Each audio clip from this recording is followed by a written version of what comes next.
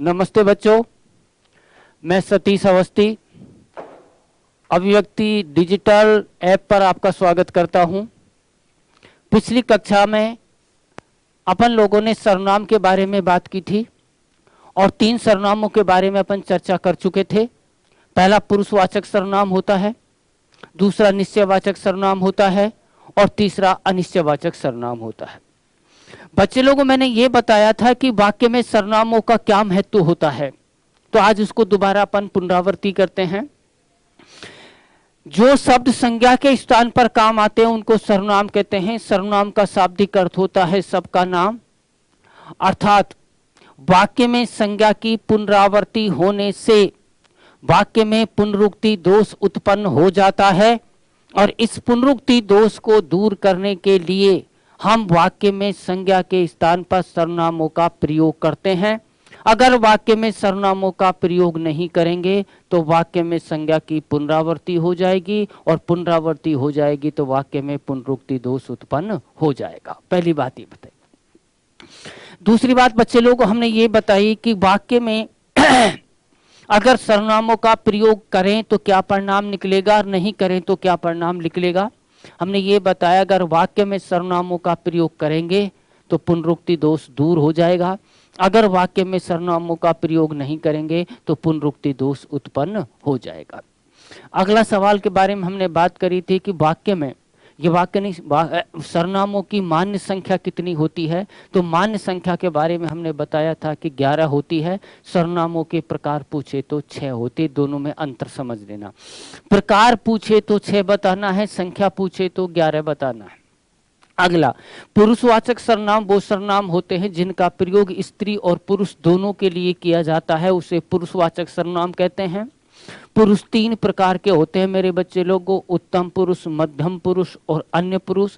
कहने वाला उत्तम पुरुष होता है, सुनने वाला मध्यम पुरुष होता है, जिसके विषय में बात होती है वो अन्य पुरुष होता है।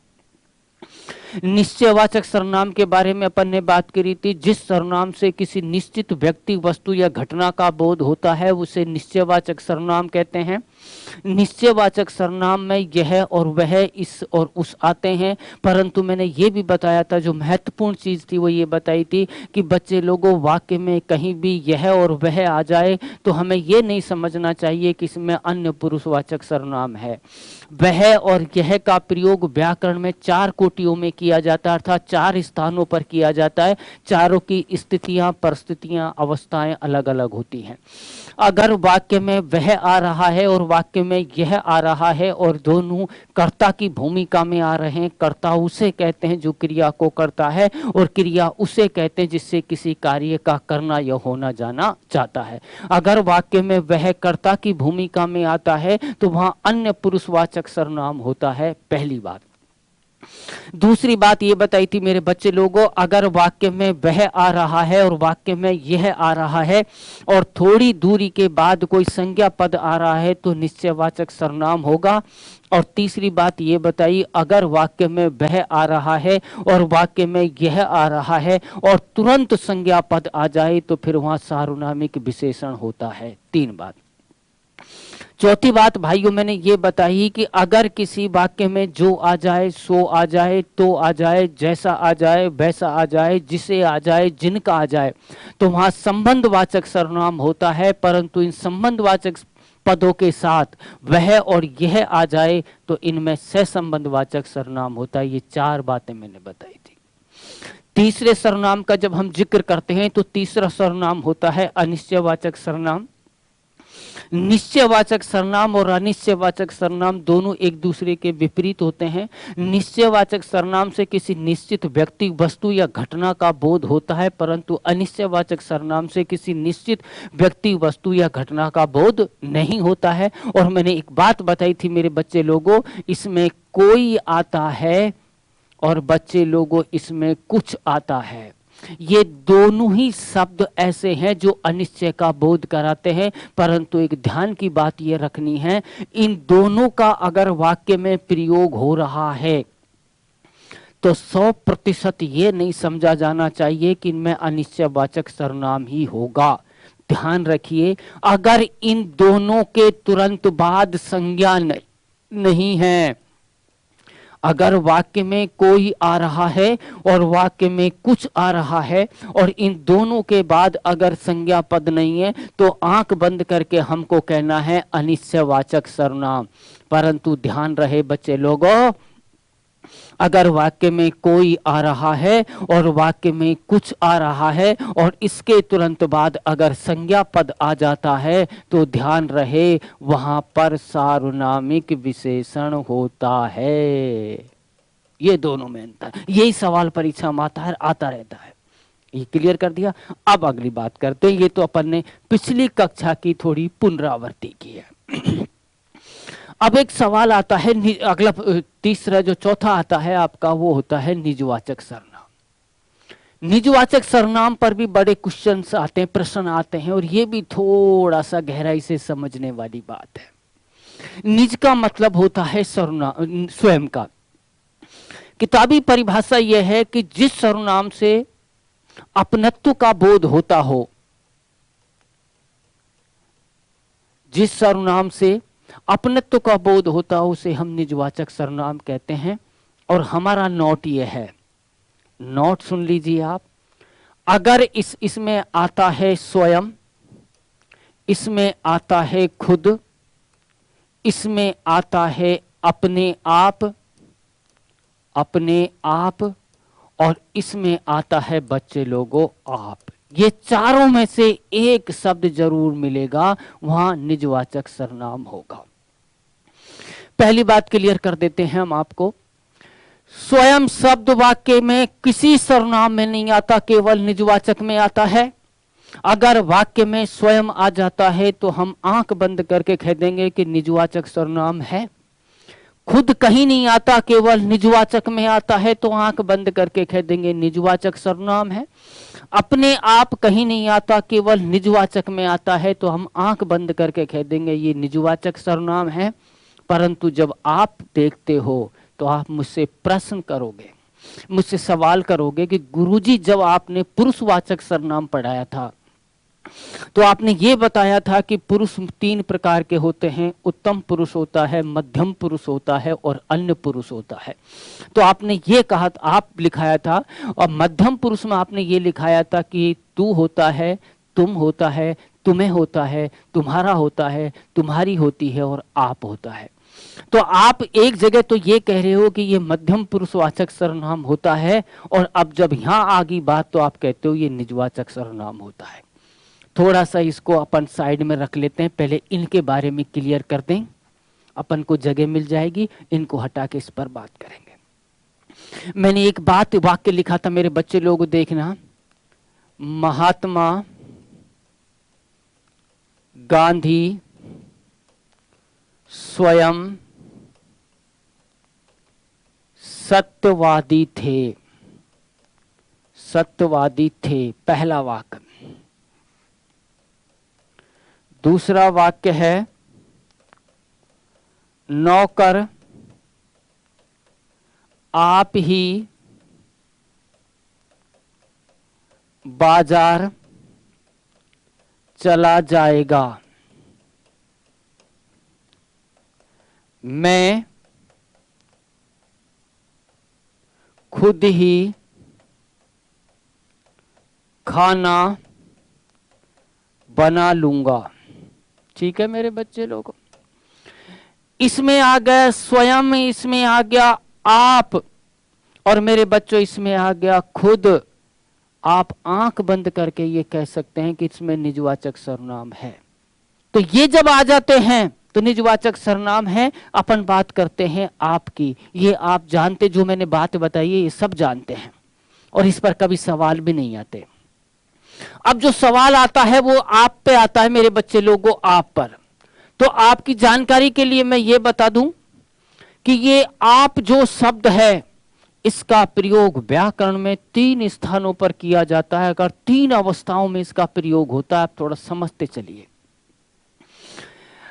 एक आपने देखा होगा तू, एक आपने देखा होगा तुम, और बच्चे लोगों एक आपने देखा है आप।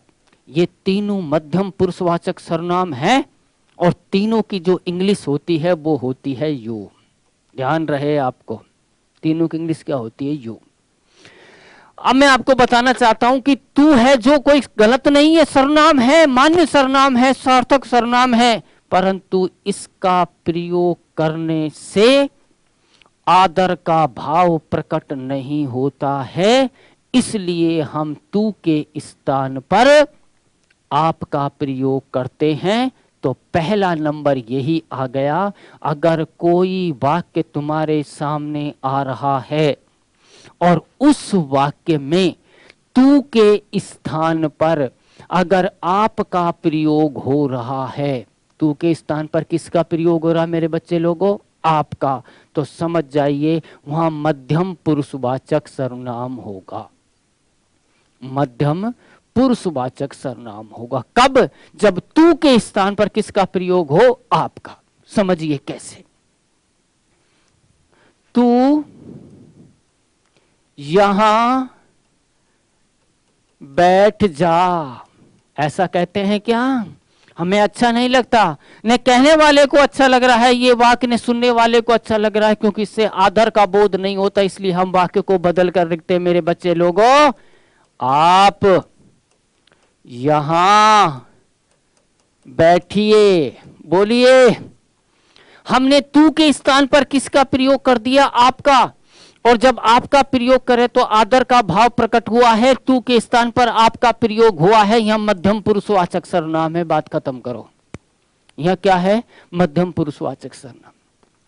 एक बात और बताऊंगा, अभी थोड़ी सी मैं किताब के हिसाब से पढ़ा दूं आपको। नंबर 2 बात, अगर वाक्य में कोई करता है, वाक्य का कोई करता है, अर्थात कर्ता किसे कहते हैं? जो क्रिया को करने वाला होता है। अगर वाक्य का कोई करता है और वह कर्ता अपने लिए अगर आपका प्रयोग कर रहा है, अपने लिए, तो मेरे बच्चों लोगों वहां होगा निजवाचक सर्वनाम। ध्यान रहे, अगर तू के स्थान पर आपका प्रयोग कर रहे हैं तो मध्यम पुरुषवाचक सर्वनाम होगा। अगर वाक्य का कोई करता है और अपने लिए आपका प्रयोग कर रहा है तो वहां निजवाचक सर्वनाम होगा। ये 2 बातें हैं, थोड़ी सी मैं शॉर्ट में बताता हूं। 0 शून्य प्लस आप,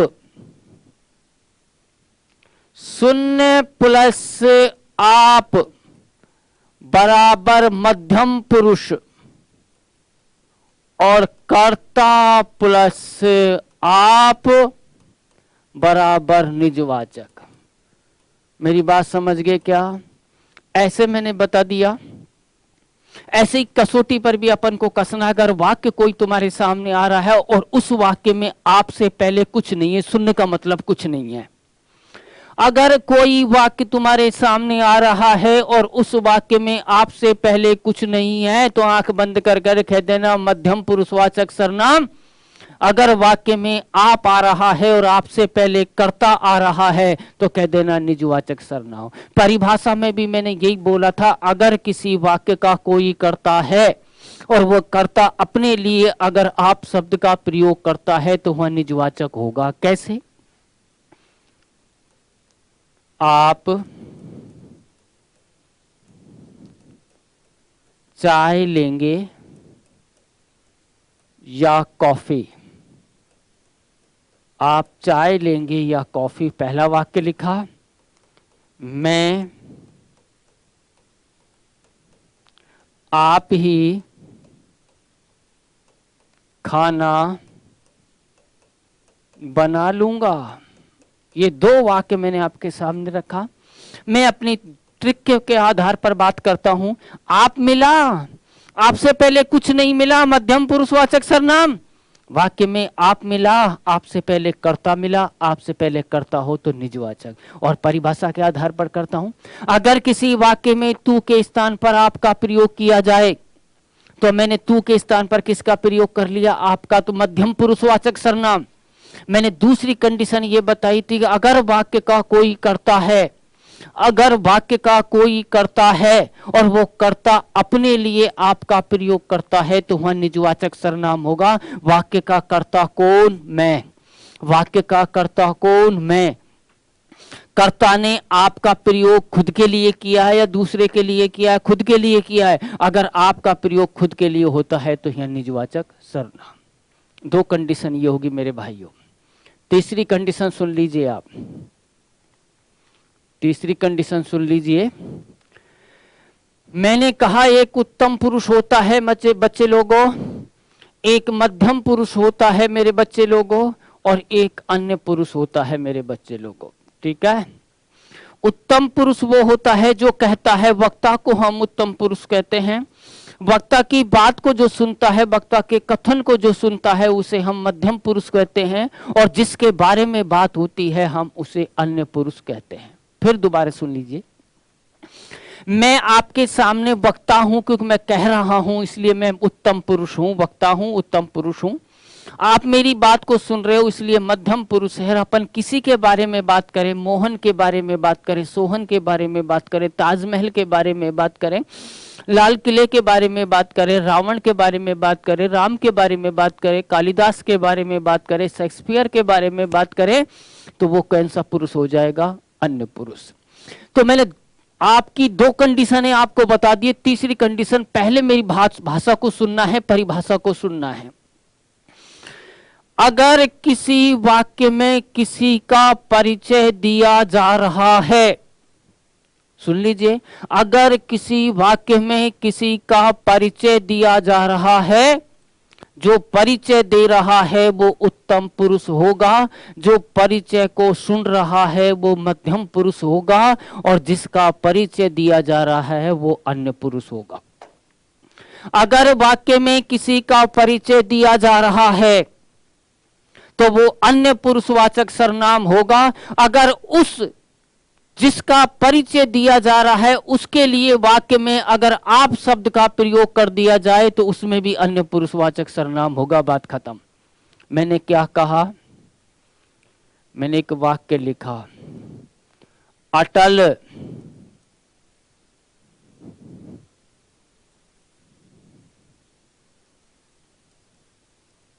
अटल बिहारी वाजपेयी भारत के यशस्वी प्रधानमंत्री थे। अल्प विराम। किसका परिचय दिया जा रहा है? अटल बिहारी वाजपेयी का। परिचय देने वाला कौन है? मैं उत्तम पुरुष। परिचय को सुनने वाले कौन हो? आप मध्यम पुरुष है। किसका परिचय दे रहा हूं? अटल बिहारी वाजपेयी का। अटल बिहारी वाजपेयी कौन सा पुरुष है? अन्य पुरुष। एक बात, वाक्य पूरा नहीं हुआ। अटल बिहारी वाजपेयी भारत के यशस्वी प्रधानमंत्री थे। अल्प विराम। आप एक अच्छे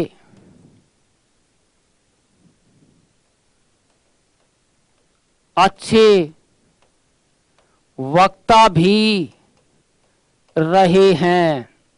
सुन लीजिए, मैंने कहा कि अगर किसी वाक्य में किसी का परिचय दिया जा रहा है तो जो परिचय देने वाला है वो उत्तम पुरुष होगा, जो परिचय को सुनेगा वो मध्यम पुरुष होगा, और जिसका परिचय दिया जाएगा वो अन्य पुरुष होगा।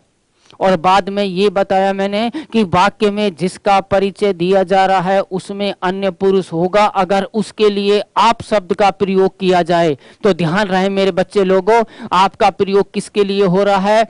अटल बिहारी वाजपेयी के लिए। और अटल बिहारी वाजपेयी में कौन सा पुरुष है? अन्य पुरुष। तो यहां भी आप में भी कौन सा पुरुष होगा? अन्य पुरुष। बात खत्म। आपका प्रयोग कितने स्थानों पर होता है मेरे बच्चे लोगों? 3 स्थानों पर। अगर किसी वाक्य में तू के स्थान पर हम आपका प्रयोग करें तो वहां मध्यम पुरुषवाचक सर्वनाम होगा। अगर किसी वाक्य में कोई कर्ता अपने लिए अगर आपका प्रयोग करे तो वहां निजवाचक सर्वनाम होगा। अगर किसी वाक्य में किसी का परिचय दिया जा रहा है और उसमें अन्य पुरुषवाचक सर्वनाम होगा, और जिसका परिचय दिया जा रहा है अगर उसके लिए आप शब्द का प्रयोग करें तो वहां भी अन्य पुरुषवाचक सर्वनाम होगा। ये हुई आपकी बात। अब मैं आपको 1-2 वाक्य लिख देता हूं, थोड़ा सा आप चिंतन कर लीजिए 2 मिनट के लिए। नेहरू भारत के प्रथम प्रधानमंत्री थे अल्पविराम। आप गुटनिरपेक्ष नीति के कर्णधार भी रहे हैं।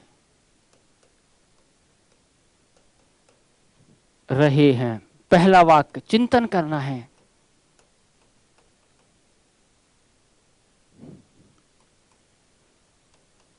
दूसरा वाक्य, आप कल कहाँ गए थे?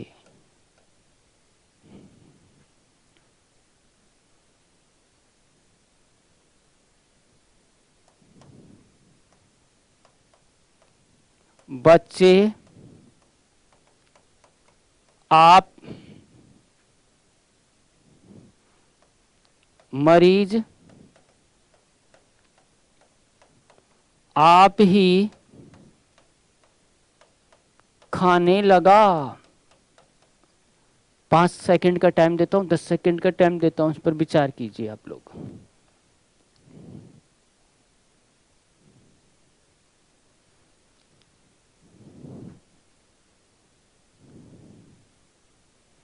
हो गया विचार आपका? नेहरू भारत के प्रथम प्रधानमंत्री थे अल्पविराम। आप गुटनिरपेक्ष नीति के कर्णधार भी रहे हैं। मैं किसका परिचय दे रहा हूं? नेहरू का। नेहरू बोले तो जवाहरलाल नेहरू का। तो जवाहरलाल नेहरू में अन्य पुरुषवाचक सर्वनाम होगा। मैंने आपका प्रयोग किसके लिए किया है? जिसका परिचय दे रहा हूं उसके लिए किया है, इसलिए आप में भी अन्य पुरुषवाचक सर्वनाम होगा। आप कल कहाँ गए थे? ध्यान रहे, मैं पहले भी पूर्व में भी बता चुका हूं, अगर यही वाक्य प्रतियोगिता परीक्षा में आ जाए और कहीं भी रेखांकित नहीं है तो इसमें प्रश्नवाचक सर्वनाम होगा। मेरे बच्चे लोगों, अगर ये वाक्य परीक्षा में आ जाए और आपके नीचे रेखांकित है, फिर इसमें मध्यम पुरुषवाचक सर्वनाम होगा। बात खत्म। 2 बात। तीसरी बात करते हैं, मरीज आप ही खाने लगा। मैंने बताया था कि अगर किसी वाक्य का कोई कर्ता है और वह कर्ता अपने लिए आप शब्द का प्रयोग करता है तो फिर उसमें निजवाचक सर्वनाम होता है। वाक्य का कर्ता कौन? मरीज। मरीज ने अपने लिए किसका प्रयोग किया है? आपका। तो यहां क्या होगा मेरे बच्चों? होगा निजवाचक सर्वनाम। ठीक है, आगे चलते हैं। ये हो गए 4 सर्वनाम। 5वें सर्वनाम की बात करते हैं अपन। 5वां सर्वनाम है आपका संबंध वाचक सर्वनाम। जिस सर्वनाम से वाक्य के 2 पदों के मध्य संबंध प्रकट होता हो उसे संबंधवाचक सर्वनाम कहते हैं। जब मैंने निश्चयवाचक सर्वनाम पढ़ाया तो संबंधवाचक सर्वनाम के बारे में मैं आपको जानकारी दी थी कि नॉट, अगर किसी वाक्य में जो आ जाए, अगर किसी वाक्य में सो आ जाए, अगर किसी वाक्य में तो आ जाए, अगर किसी वाक्य में जैसा आ जाए, अगर किसी वाक्य में वैसा आ जाए, अगर किसी वाक्य में जिसे आ जाए तो वहां पर होगा आपका संबंधवाचक सर्वनाम। एक बात। दूसरी बात मेरे बच्चे लोगों, मैंने ये बताया था अगर वाक्य में जो सो तो जैसा वैसा आ जाए तो संबंधवाचक सर्वनाम होगा। अगर वाक्य में कहीं भी रेखांकित नहीं है तो आंख बंद करके कह देंगे संबंधवाचक सर्वनाम। परंतु दूसरी कंडीशन, एक बात और बताई थी मैंने, अगर वाक्य में इनमें से कोई सा एक आ जाए और उसके साथ वह आ जाए या उसके साथ यह आ जाए तो मेरे भाइयों, मेरे बच्चे लोगों, फिर अगर अंडरलाइन इनके नीचे करे तो इनको बताना है सह संबंधवाचक सर्वनाम। पक्का? दूसरी बार बता रहा हूं मैं आपको, सुनिए। जो लड़का कल यहां आया था वह आज भी आया है। एक वाक्य। दूसरी बात करते हैं। जो लड़की बाहर खड़ी है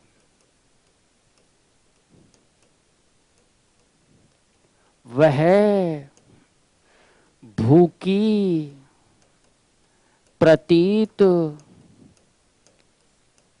होती है। दूसरा वाक्य।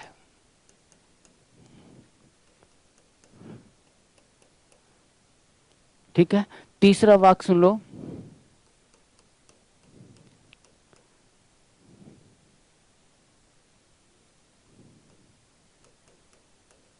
जैसा करोगे वैसा भरोगे। ठीक है, तीनों वाक्य, आज तीनों में से कोई सा वाक्य प्रतियोगिता परीक्षा में आ जाए हमें कोई टेंशन नहीं है। वाक्य ये आ गया, मान लीजिए वाक्य में कहीं भी रेखांकित नहीं है तो हमने जो को देख लिया, आंख बंद कर कह दी संबंधवाचक सर्वनाम है, बात खत्म। परंतु वो एग्जामिनर बड़ा चतुर और चालाक होता है, वाक्य यही दे देता है परंतु अंडरलाइन करता है, रेखांकित करता है। यहां मेरे बच्चे लोगों तो ध्यान रहे, मेरी बात को थोड़ा सा ध्यान से सुनना। अगर रेखांकित यहां होता है तो आप संबंधवाचक सर्वनाम सही नहीं करेंगे, फिर इसमें होगा सहसंबंधवाचक सर्वनाम। संबंधवाचक सर्वनाम उसी कंडीशन में करेंगे जब कहीं भी रेखांकित नहीं है। अगर यहां रेखांकित है तो फिर इसमें सहसंबंधवाचक सर्वनाम करेंगे। जैसा करोगे वैसा भरोगे, इसका मतलब यह है कि इसमें संबंधवाचक सर्वनाम है, सहसंबंधवाचक सर्वनाम नहीं है। क्यों नहीं है? सहसंबंधवाचक सर्वनाम जब भी होगा जब इनके साथ वह और यह आएगा, इसलिए 100% ये संबंधवाचक सर्वनाम है। जो लड़का कल यहां आया था वह आज भी आया है। अगर वाक्य में कहीं भी रेखांकित नहीं है मेरे बच्चे लोगों तो संबंधवाचक सर्वनाम। अगर एग्जामिनर चतुर और चालाक है और उसने कर दिया बता इसमें वह में क्या है तो सहसंबंधवाचक सर्वनाम, बात खत्म। यह हो गया आपका पांचवा। बात करते हैं छठे की, प्रश्नवाचक सर्वनाम। प्रश्नवाचक सर्वनाम जिस सर्वनाम से आप सभी जानते हो, इसको बहुत कठिन नहीं, बहुत सीधा है मामला। जिस सर्वनाम से प्रश्न का बोध होता हो उसे प्रश्नवाचक सर्वनाम कहते हैं।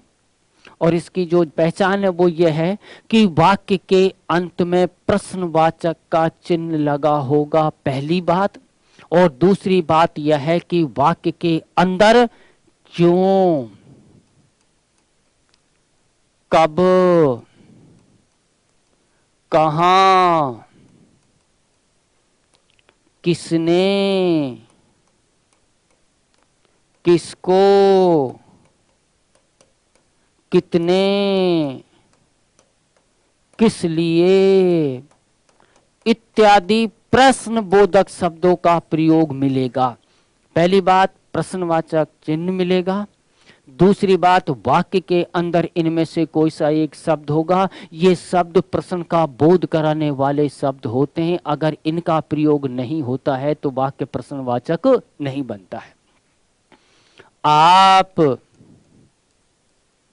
कहां रहते हैं, पहला वाक्य। नौकर बाजार कब जाएगा, ये दो वाक्य। कहीं भी रेखांकित नहीं है, कहीं भी कोई नहीं है और आपसे ये पूछा जाता है कि बताइए इसमें वाक्यों में कौन सा सर्वनाम है। ध्यान रखना ये ऐसे सवाल कभी आए नहीं आएंगे। फिर भी अपन को थोड़ा सा पढ़ना जरूरी है। तो इसको देखकर कह दी दोनों में प्रश्नवाचक सर्वनाम है। अगर वो ये पूछ ले कि पहला जो वाक्य है इसमें प्रश्न का बोध कराने वाला शब्द कौन सा है तो कहां है, अगर दूसरे वाक्य में प्रश्न का बोध कराने वाला शब्द है तो कहां है, कब है। और तीसरी बात वो ये पूछ सकता है कि कहीं भी रेखांकित नहीं है, कहीं भी रेखांकित नहीं है तो प्रश्नवाचक सर्वनाम है। प्रश्न का बोध कराने वाला शब्द पूछे तो कहां है, परंतु अगर वाक्य में वो आप पर रेखांकित कर दे और आपसे ये पूछे कि बताइए इसमें कौन सा सर्वनाम है, तो इसमें मध्यम पुरुषवाचक सर्वनाम होगा। मेरी बात को एक बार गौर करके सुनिए, समझिए इसको।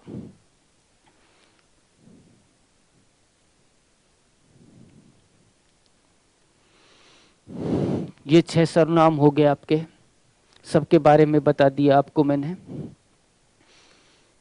अब एक बार और थोड़ा थोड़ा सा अपन मोटा मोटा सा आइडिया कर लेते हैं। मैं आपसे पूछना चाहता हूं कि सर्वनाम किसे कहते हैं, तो आप कहोगे कि जिन शब्दों का प्रयोग संज्ञा के स्थान पर किया जाता है उनको हम सर्वनाम कहते हैं।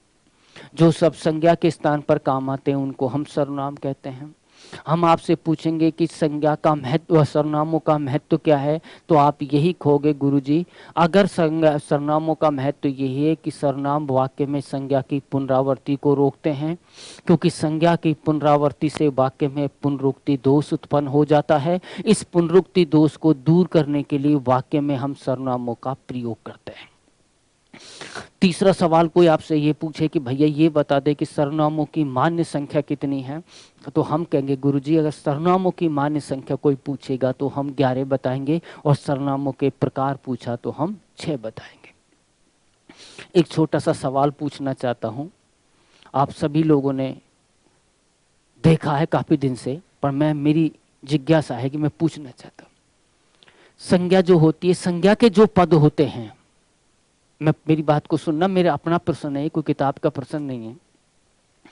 संज्ञा के जो पद होते हैं, देश है, शहर है, भाषा है, मोहन है, श्याम है, ये संज्ञा के पद हैं। मैं आपसे ये पूछना चाह रहा हूं संज्ञा के जो पद होते हैं उनका लिंग क्या होता है। पहला सवाल मेरी स्क्रीन पर आपके पर ये रहा, मेरी बात को ध्यान से सुनना। मैं ये पूछना चाहता हूं संज्ञा के जो पद होते हैं उनका लिंग क्या होता है, तो आपका जवाब होगा गुरुजी संज्ञा के जो पद होते हैं वो स्त्रीलिंग भी होते हैं और पुल्लिंग भी होते हैं। आपका जवाब सही। मैंने कहा लड़का, ये भी संज्ञा है, और मैंने कहा लड़की, ये भी संज्ञा है, अर्थात संज्ञा स्त्रीलिंग भी, संज्ञा के पद स्त्रीलिंग भी होते हैं और संज्ञा के पद पुल्लिंग भी होते हैं। नंबर 2 बात, किसी व्यक्ति, स्थान या वस्तु के नाम को संज्ञा कहते हैं, ये परिभाषा आपकी है। जो शब्द संज्ञा या सर्वनाम की विशेषता बताते हैं उनको विशेषण कहते हैं। तो मैं आपसे फिर से अगला सवाल पूछना चाहता हूं, और ये रहा आपकी स्क्रीन पर सवाल कि विशेषण के जो पद होते हैं उनका लिंग क्या होता है। तो आपका जवाब होगा गुरुजी विशेषण के जो पद होते हैं उनका लिंग स्त्रीलिंग भी होता है और उनका लिंग पुल्लिंग भी होता है। मैंने कहा कैसे, अच्छा, मैंने कहा अच्छी, मैंने कहा मोटा, मैंने कहा मोटी। बोलो, अच्छा विशेषण है, अच्छी विशेषण है, मोटा विशेषण है, मोटी विशेषण है, एक स्त्रीलिंग है एक पुल्लिंग है। कहने का मतलब है संज्ञा के जो पद होते हैं वो स्त्रीलिंग भी होते हैं, वो पुल्लिंग भी होते हैं। विशेषण के जो पद होते हैं वो स्त्रीलिंग भी होते हैं, वो पुल्लिंग भी होते हैं। और मेरा तीसरा सवाल आपकी स्क्रीन पर यह रहा कि सर्वनामों का लिंग के, सर्वनामों के जो पद होते हैं उनका लिंग क्या होता है। खत्म बात, इतना सही है। तो आपके जवाब होगा गुरुजी संज्ञा के जो पद होते हैं उनका स्त्रीलिंग और पुल्लिंग होते हैं, विशेषण के जो पद होते हैं वो स्त्रीलिंग पुल्लिंग होते हैं, सर्वनाम के जो पद होते हैं वो स्त्रीलिंग पुल्लिंग होते हैं। तो यहां मैं आपको रोकूंगा। सर्वनाम के जो पद होते हैं, सर्वनाम के जो प्रतीक होते हैं उनका कोई लिंग नहीं होता। मैं का प्रयोग लड़का भी करता है, लड़की भी करती है, वह का प्रयोग लड़का भी करता है, लड़की भी करते हैं। इनके लिंग का निर्धारण वाक्य की क्रिया करती है, इनका कोई पर्टिकुलर लिंग नहीं होता। मैंने कहा आपसे मैं का बताओ लिंग क्या होता है, कुछ नहीं, और मैं कहूँ मैं जाता हूँ, और मैंने कहा मैं जाती हूँ। दोनों वाक्य हैं। अब मैं गारंटी से कह सकता हूँ ये पुल्लिंग है और ये स्त्रीलिंग है। वाक्य की क्रिया ने इंगित किया है कि ये पुल्लिंग है, वाक्य क्रिया ने इंगित किया है कि ये स्त्रीलिंग है। तो ये आपका हो गया विशेष सर्वनाम, आपको मैंने करा दिया। आगे अगली क्लास में अगला टॉपिक शुरू करेंगे अपन, है ना।